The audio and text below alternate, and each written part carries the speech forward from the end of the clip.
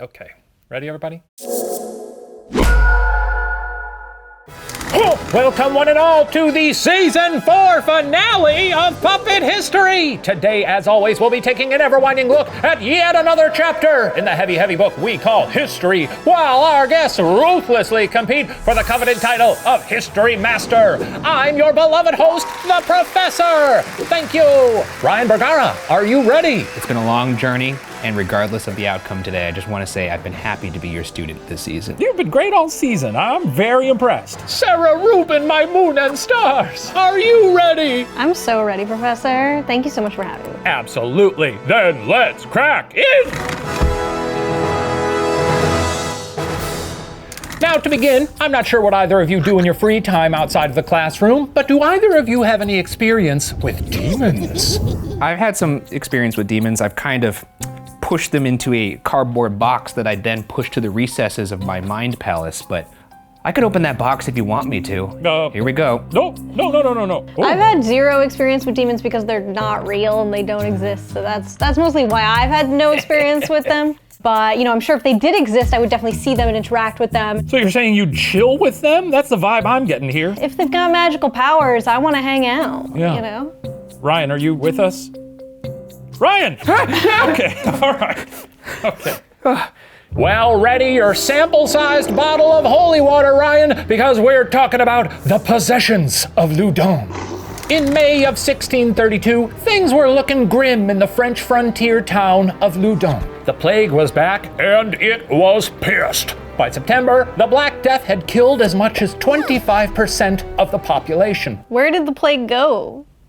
It went away? It kind of came in waves, I think. Oh, okay. People would build up immunity, it would die out, and then it would probably evolve a bit or mutate and then come back and kill a bunch more people. And then they put them in those catacombs, right? Sure. Is that what this is about? No. Oh. One group of women in Loudun, however, was spared the devastation of the plague, the cloistered Catholic nuns at the Ursuline Convent. In September of 1632, the Ursuline Convent was made up of 17 relatively young women from bougie families and the local nobility. One was even related to Cardinal Richelieu, advisor and minister to King Louis XIII himself. These women spent most of their austere lives attempting to have mystical experiences with the Holy Spirit, though there was still time for some hobbies. Sister Jean d'Ange, the clever, strong-willed nun in charge of the convent, especially enjoyed chatting with visitors through the gate and listening to town gossip, such as rumors that a striking young Jesuit preacher reportedly knocked up a daughter of one of the town's most important families. That's right, just because life was miserable in Loudun didn't mean there wasn't drama. That's when you need it most, when, people's flesh is rotting. Yeah. You need a little bit of something to talk about other than the rotting flesh. That seems like maybe one of the best pastimes you could possibly have back then is just... What, priests being up to no good? Well, no, just listening for gossip. Oh. It's one of the greatest gifts of being a person, I think. So, hearing gossip? Gossip, hearing other people's gossip, talking about other people, love it. Big fan. A lot of people say it's not good. I don't care what they say. Personally, I don't like gossip. Well, you wouldn't, let me tell you. I think you're out of the loop on a lot of it. Let me do this.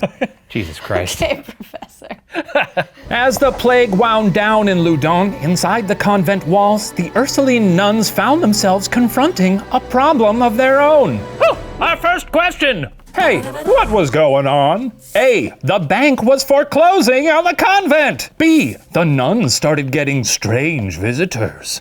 Or C, there was a thief in their midst. Oh. It's writing time. It's time to participate. It's time to write.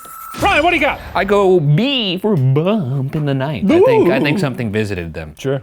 Sarah, what do you got? I got B for baby. There's some strangers in this convent. Oh, a little mustard on that. Yeah, Well, jelly beans for both of you. Yes, during the night of September 22nd, 1632, Sister Martha de Saint-Monique, a junior nun, woke up to find the apparition of a recently deceased priest, asking her to pray for him. The next morning, Martha went to the prioress, Jean d'Ange. Now, if you know nuns like I do, and I know a lot, you'd expect the head sister to remain calm and collected. You know, maybe look for other explanations and express gentle skepticism about the young woman's claims of seeing a ghost. Instead, Jean d'Ange told Martha that she had also seen the same apparition that night. Spooky. Creepy. That's two accounts? Creepy. 2 accounts. That is substantial when it comes to hunting ghosts or ghost evidence. By the way, just a little quick roll call here. Do you believe in ghosts? No. Do you believe in ghosts? Absolutely not. Okay. The next night, a black orb was seen crossing the refectory, shoving some nuns to the ground. Damn. So just sort of a big ball. You know, I feel for these women, but also it's pretty funny to imagine like a black dodgeball just fucking up nuns. You know that very satisfying noise when a rubber dodgeball hits somebody? A week later, a skeleton was spotted wandering the halls. Absolutely not. Absolutely Wait, is that real? not. People claim to have seen a skeleton wandering the halls, yeah. Okay, see, these people are making a mockery of the science here. For the rest of September, the nuns heard voices and felt unexplained sensations, like being punched or slapped, or an urge to laugh involuntarily. By October 1st, things had only gotten worse. Did they see David S. Pumpkins coming out of the elevator? All the spooky guys are here. Mummy. Yeah, Dracula came up the elevator. This is the origin story of Monster Mash. Yeah, this is starting to sound like the Why no monster. one ever invite Dracula, huh? What does Dracula have to do to get an Why invite? is Dracula Italian? It's me, Dracula. Around 10 p.m., Jean d'Ange was surrounded by at least 7 other nuns, all praying for relief from these specters. Suddenly, Jean felt an invisible hand close around her own. When she opened her fingers, inside her fist were 3 hawthorn thorns. That's when things started getting bad.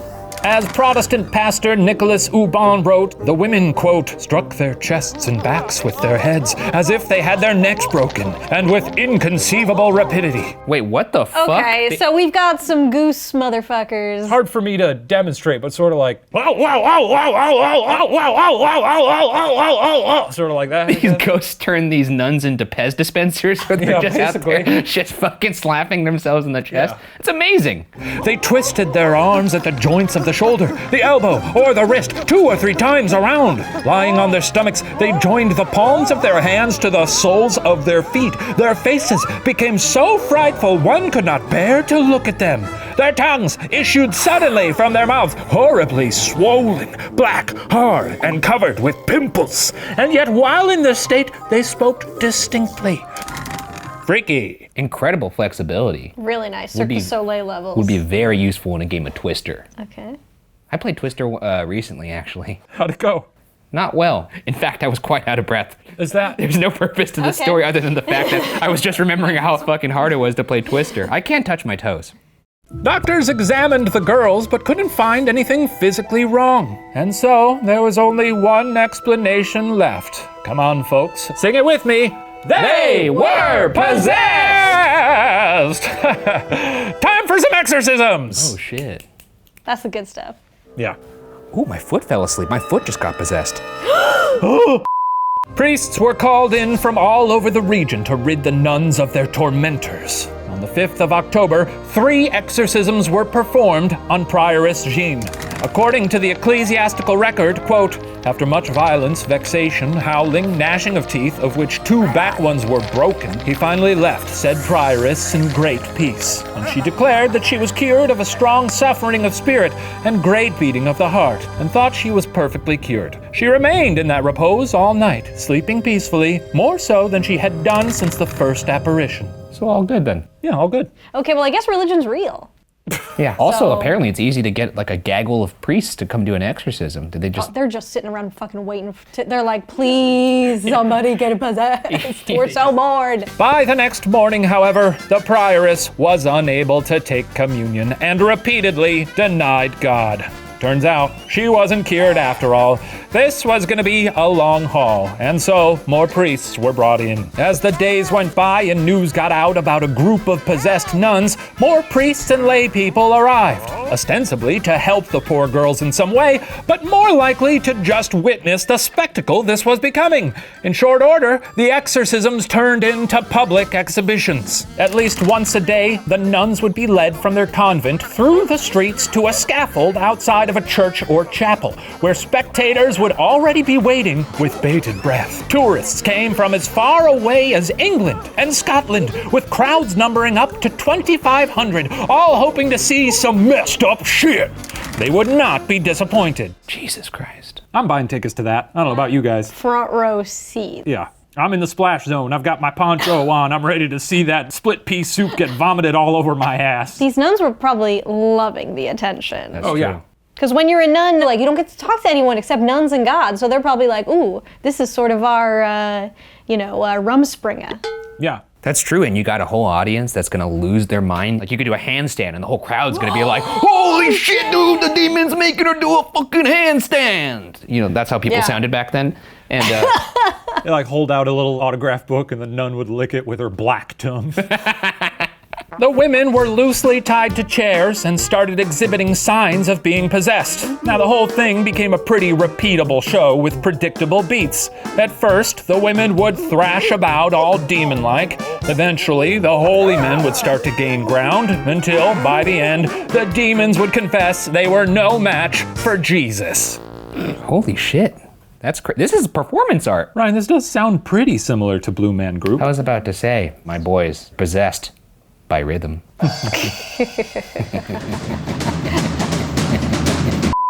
During these shows, the women would shout the names of the demons that were tormenting them. Jean d'Ange alone claimed to have 7 demons residing in her body. Listing the names of every demon mentioned over the course of the possessions leaves us with a real who's who of hell. There was Asmodeus, Zabulon, and Isaacaron, Astaroth, Gretel, and Amand made an appearance. Coal of impurity and concupiscence wouldn't miss it. Why, Leviathan, Behemoth, Bahari, Asus, and Kelsis came too. What was the first one again?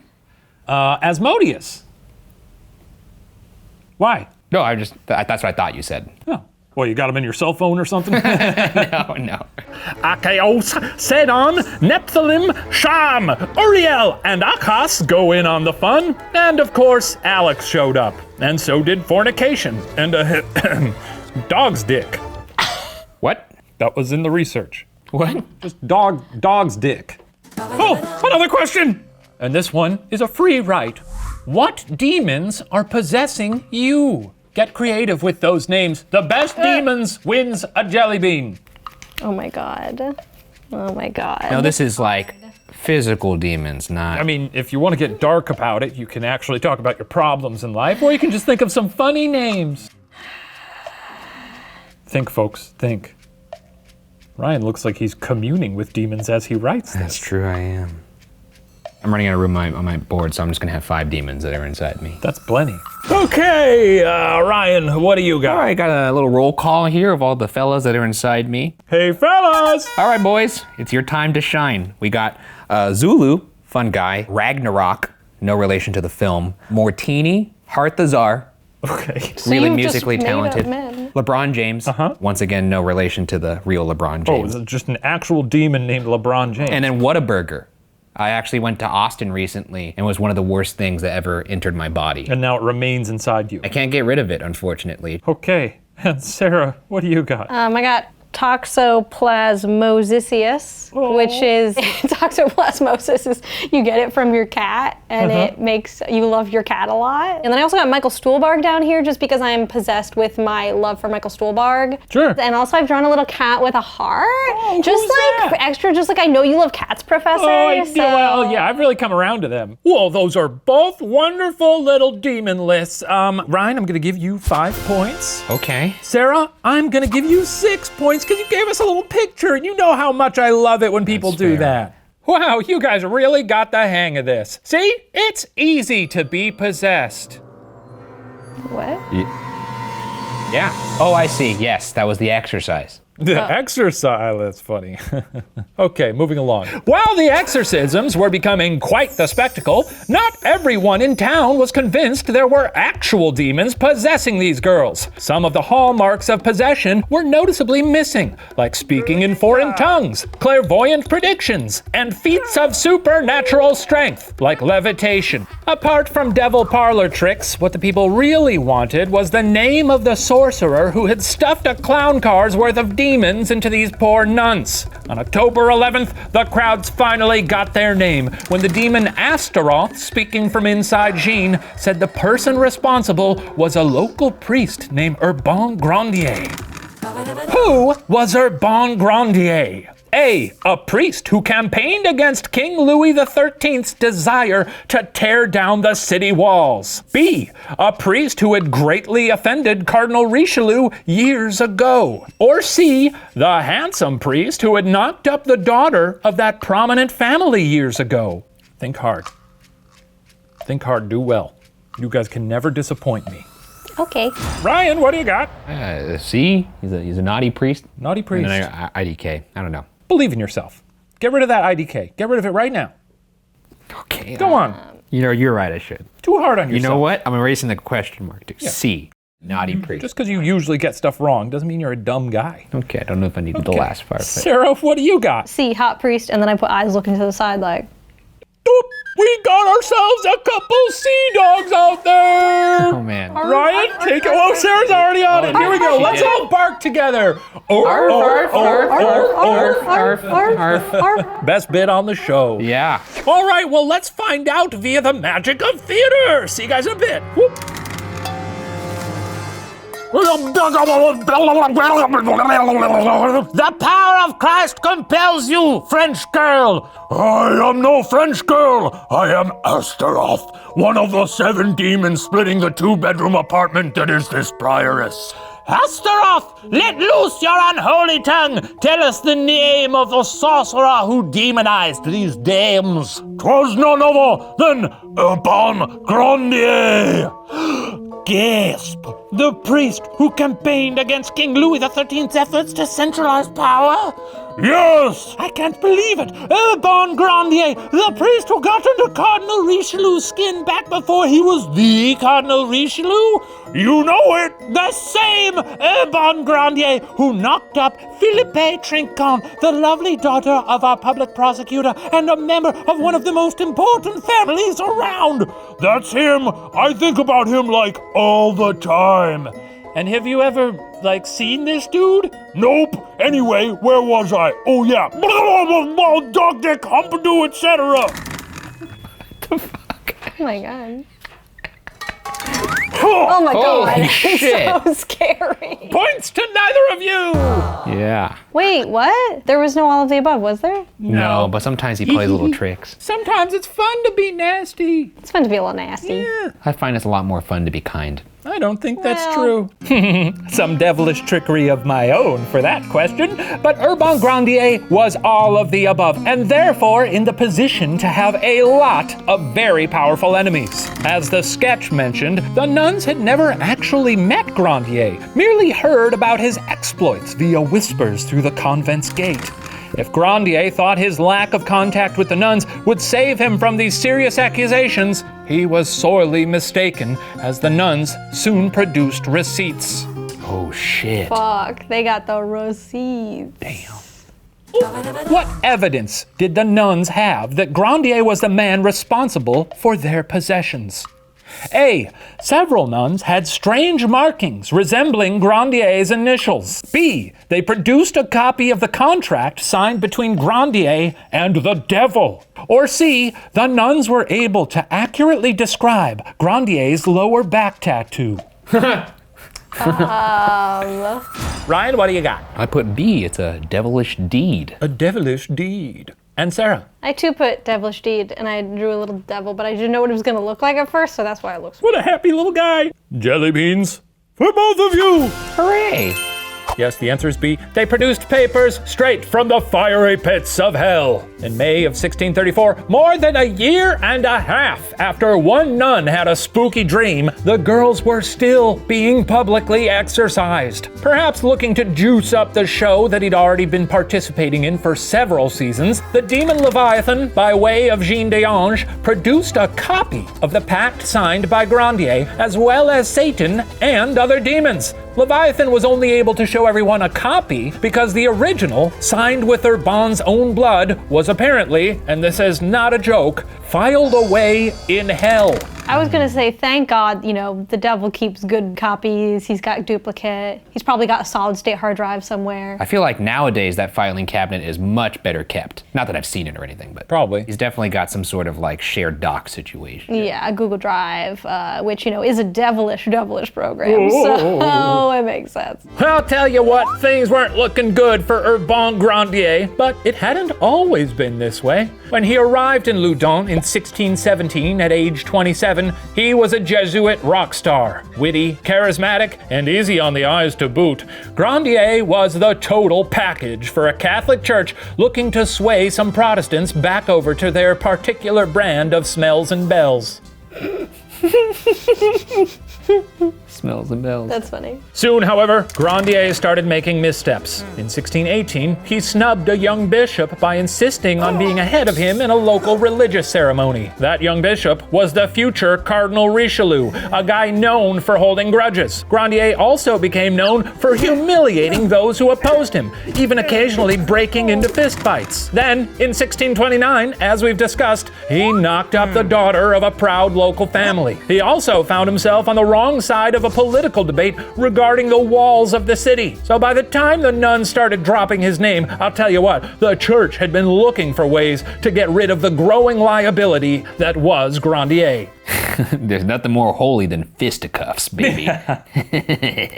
I'm sure all the other priests were up to some nonsense too. They were just better at hiding it. Yeah. They were probably just jealous of how hot he was, it sounds like. Oh, we gotta kill this hot guy. He's so hot. They all just want to kiss this hot guy. They don't want to kiss me. Let's kill him. Well, we really explored that reality. To determine Grandier's guilt, he was given a sham trial. Witnesses testifying against the priest were lauded, and false evidence was encouraged. Anyone who took the stand on Grandier's behalf was treated with hostility, and sometimes their testimony wasn't even written down. Perhaps the most uncomfortable part of the trial, for Grandier at least, was after one of Jean's demons claimed Grandier had the mark of the devil in 2 places, next to his anus and inside his testicles. Yeah. Inside of the testicles? Inside of the testicles. So they open the testicles? Yeah, I guess. I don't know what demon do down there, but it sounded like demon be all up in them nuts. Does it mean betwixt? I don't know if the demon shrinks down and swings on them like church bells or what. Why is it always like by the anus, by the testicles? It's never like on your elbow. I like the demons just divvying up the person like, I call his fucking sweaty anus. Damn it, I wanted the sweaty anus. These claims needed to be tested, and it just so happened that the girl Grandier knocked up had a relative who was a surgeon. Grandier was stripped and shaved, and the doctor took a long needle and jabbed him in the noted areas. Grandier reportedly screamed so loud that people on the street could hear. This was enough to confirm the markings, apparently. Because a needle went in the testes and he screamed. He got them demons in him. That's true. You want a surefire way to make the old Bergmeister scream? Put a needle in my scrotum. Yeah. And you'll hear me fucking singing like a canary. Pro tip. Despite overwhelming odds, Grandier still had a chance at surviving these accusations when Jean d'Ange recanted her testimony, saying she accused the priest under false pretenses. She even tried to hang herself out of guilt and was only saved by other nuns. 2 others who had falsely accused Grandier also admitted that they had lied. But to the judges, this was simply another one of Grandier's satanic tricks. Wait, so were they possessed when they were saying he was lying? Well, it seems like they tried to come clean and were like, okay, we heard him scream. We heard you stuck pins in his balls. Look, this is getting a little out of hand. We Yeah. apologize. Well, that's nice of them to be like, you know what? once needles go into the sack, I think we've gone a little too far. Like, I think we taught him a lesson. Yeah. Also, we completely ignored how awful it would be to get a spike in the asshole. It would be be bad. bad, yeah. At 5 a.m. on August 18th, 1634, the judges declared Urban Grandier guilty of, quote, sorcery, evil spells, and the possession visited upon some Ursuline nuns of this town of Loudun. In an attempt to get the disgraced priest to confess and turn over any accomplices, Grandier was carried off to be tortured. His legs were crushed to a pulp. But still, Grandier did not confess. Fucking Christ! Yeah. You know those like metal boots where you heat it up till it's red hot, it's got a bunch of spikes inside and you just clamp it down? Fuck! Oh my god. God damn, dude. Ladies and gentlemen, France. I love of all the ways you could crush legs to a pulp, they were like, let's make a boot that's on fire and full of needles. Like, just use hammers. Y'all are freaky. I mean, you got croissants, which is good, but the rest of it, I don't know. Big fan of croissants.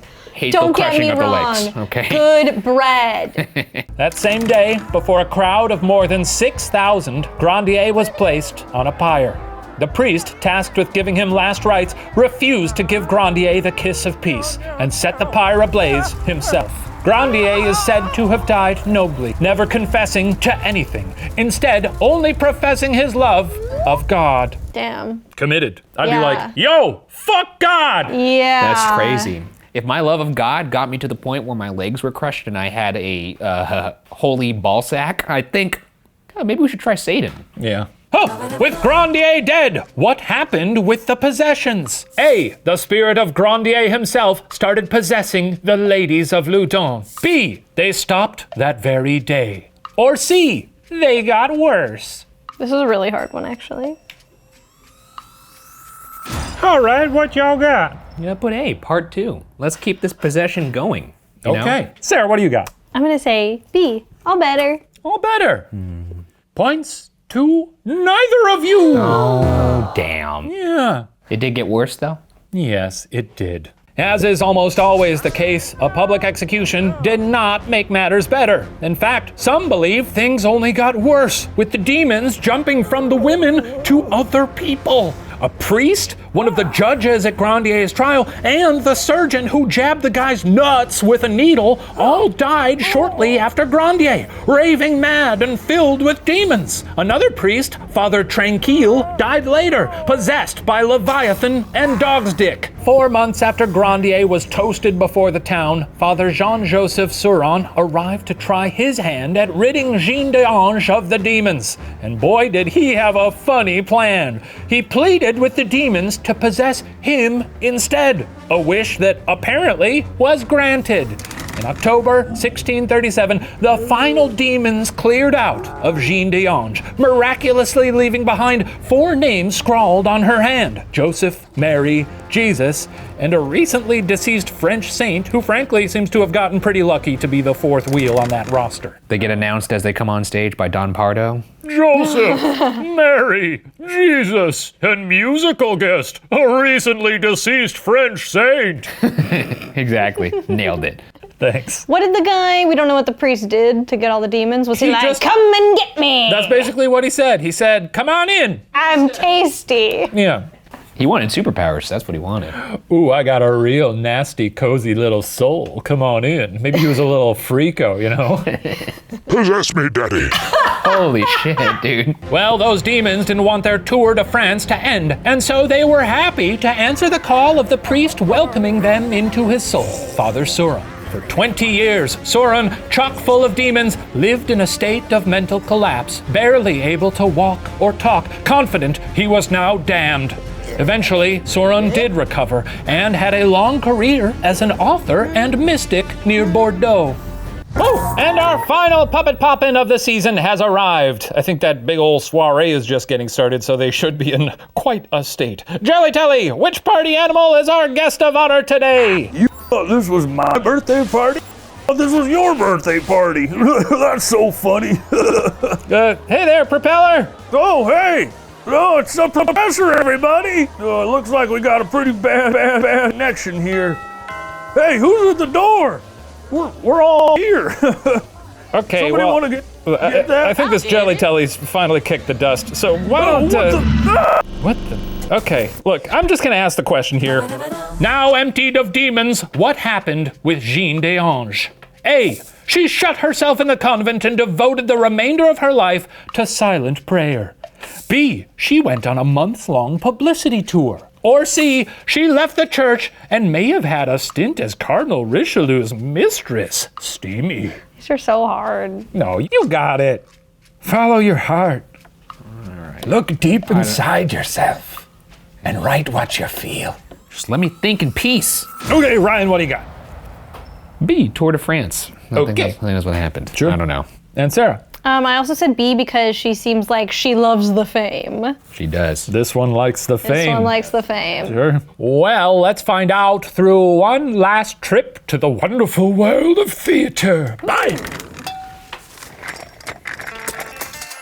Gobble, gobble, bugga, zugga, zip, zap, zap. Oh, God, the power of Christ compels you. Okay, that worked. I feel better now. Thanks, Father Sauron. You're better? After 3 years, I did it.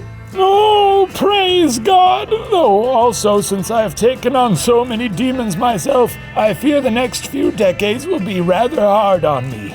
Yeah, cool. Hey, can you get out of here? I've got some hair and makeup people coming by. You've got what? Yeah, I set up a little Tour de France to show everyone the wackadoo names that appeared on my hand. Hey, which reminds me, I gotta pack a pen in case the ink smudges. How could it smudge? It's not made of ink, it's made of divine power. Right, it's not made of ink. Okay, thanks again, Surin baby, but mama's gotta bounce. Boop, boop, boop, boop, boop, boop. Makes sense. I gotta say, for as hard as these questions have been, we've been nailing it so far. I'm really impressed with us. That's true. They're hard questions. They're hard. You guys have been nailing it. Unbelievable. Jelly beans all around. Oh, thank you. Perhaps addicted to the spotlight, Jean d'Ange showed off her magical hand to anyone who wanted to see, which was everyone. Thousands came just to get a glimpse of the hand that had housed so many demons. Cardinal Richelieu and even King Louis XIII himself got a gander. The most notable visitor to see the hand, however, may have been one Mr. Balthazar de Montconis, a visitor in Loudun in 1645 who lightly brushed the writing with his fingertip, thereby removing part of the M of Maria. Now, since this isn't one of those lazy shows that leaves things unsolved at the end, what exactly happened here? Grandier clearly had enemies, and it seemed some people used the acts of these women to cancel him once and for all. But what about those acts? What was going on with these women? While there was no shortage of suspicions the possessions weren't real, it's important to remember who these nuns were, the daughters of important and powerful families. One couldn't just say they were making things up. For instance, Mark Duncan, a nearby doctor, had to flee from arrest after claiming the possessions were just the nuns' imaginations, exacerbated by solitary lives and fasting. Oh shit, he got ratioed in real life. Yeah, he did. That's fucked up. Watch what you say, Mark. I like that he was like, hey, maybe these nuns should eat. And they were like, absolutely not. Shut up! Get out of town! Perhaps it could all be boiled down to, trauma sucks. If plagues and daily societal bullshit were enough to make a town of people Dougie to death a century earlier, it's not much of a stretch to assume similar factors could manifest as perceived demonic possession. We'll never know for sure, but what we can say with certainty is, yikes. Hey man, sounds like it's none your business. No! Have you been? I missed the catch. Oh. That's okay. Whoa! Have you been waiting the whole time for a place to put that? No, I actually just thought of it when he was saying that, and I was like, I gotta sneak this bad boy in there. Well, apologies if we didn't really deliver a moral lesson here. Let this be a lesson to all of you out there. This is what happens Fuck. when you dance with the devil. That's right. Can't be doing it. Can't be doing it. Unreliable guy. As good of a dancer as he is, don't put on the shoes. Even if they fit and are real shiny. That's true, especially if they're shiny. Oh, yeah. Well, that concludes our history lesson. I'm going to go tally the scores to see who receives the coveted cup and the title of History Master. In the meantime, please enjoy this song from one of the myriad demons bouncing around in those funny nun souls, Asmodeus. I'm really I hungry. love music. Me too. I'm so hungry right now, though. Could use a jelly bean. All hail. Oh, Jesus Christ. It's incredible.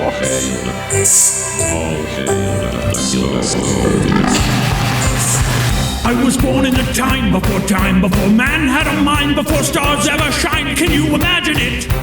Nothing but the endless screaming void and little me. Asmodeus, his unholiness. If the name is unfamiliar, nice to meet you. Let me fill your heart with all the wretched terrors of the world.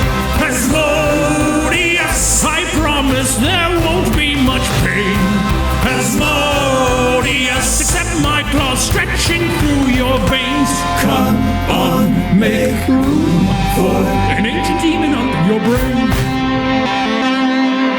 1, 2, 3, 4, 5, 6, 7. Hey, tell you what, I'll scare the shit out of nuns, cause it's fun. I'll possess anyone, my man, consider it done. You know I'll handle it. Satan's got a lifelong friend in Asmodeus.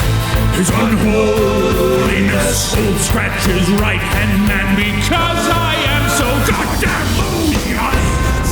Asmodeus, I'll take your vessel for a spin. Asmodeus, and look so lovely in your skin. All hail Asmodeus. All hail Asmodeus. All hail Asmodeus, I'll boil your blood and break your back.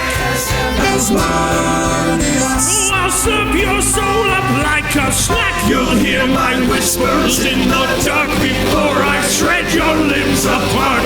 Come on, make room for a little bit of hell in your heart.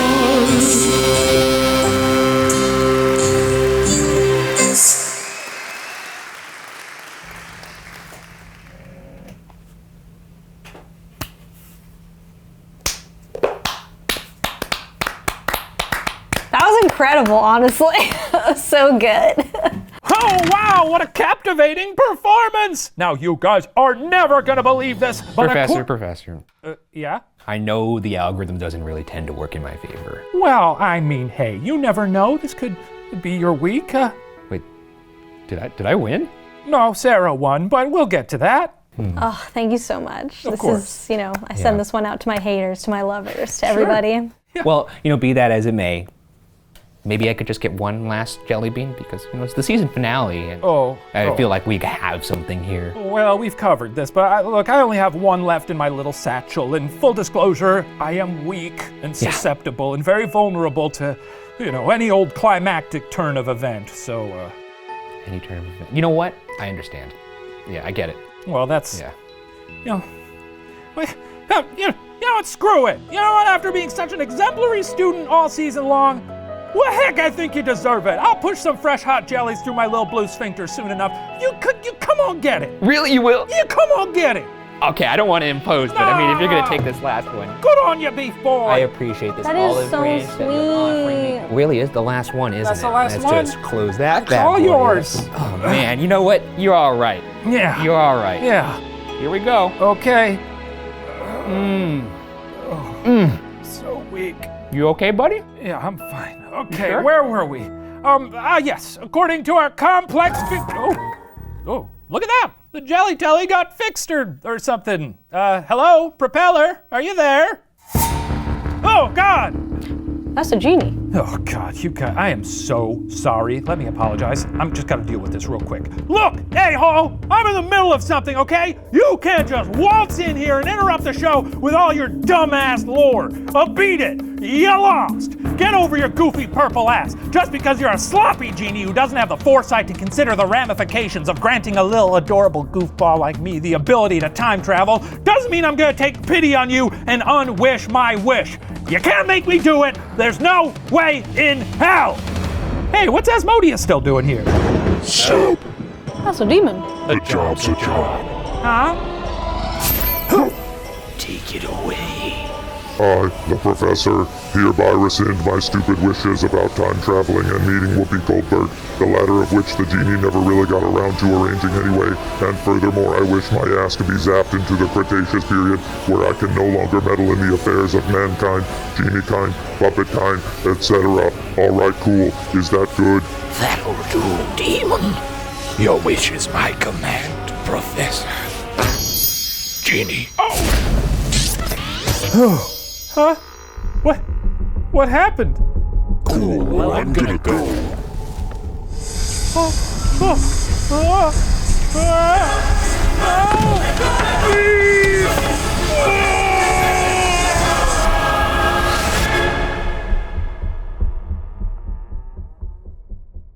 Squeeze. I've done it. Hey, all right, nice. Now that's the devil. I can't believe that worked. Ryan, thanks for doing your part. You wanted this little trophy in exchange, right? There you go. I think he buys those fucking things in bulk. I don't know. Who gives a shit? He's dead. Wait, the professor's gonna be all right, though, right? I mean, you said he was gonna be okay. I mean, he was unharmed up until he got sucked into dinosaur times. Beyond that, not really my jurisdiction, bro. Pro tip, though, maybe don't trust the fucking devil. Anyway, I'll call you if the genie ever needs a hand again, but I think he said he was planning a trip to Cabo after he cleaned up this whole mess. Man, that was a good song. I feel like dancing. Asmodeus, blah, blah, blah, blah, blah, blah. Well, Ryan, looks like you've got your little trophy. Yeah, I guess I did. And what did it cost? Everything.